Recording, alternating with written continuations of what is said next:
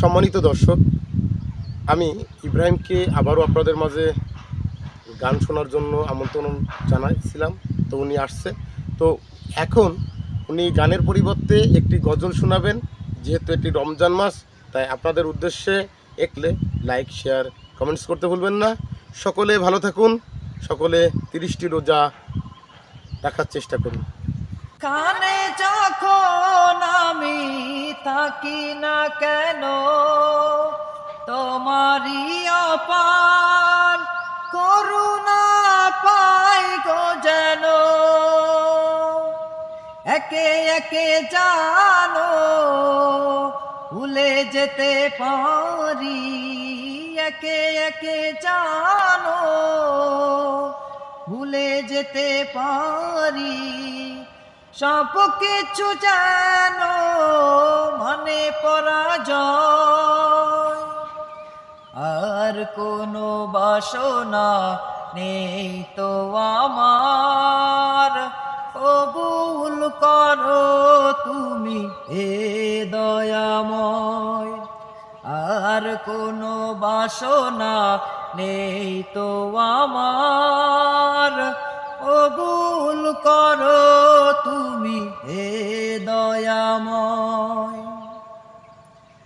আলে আরো হাছানি স্বজনের পিছু টান, মমতার বাহুডুর আধারের যত বাক।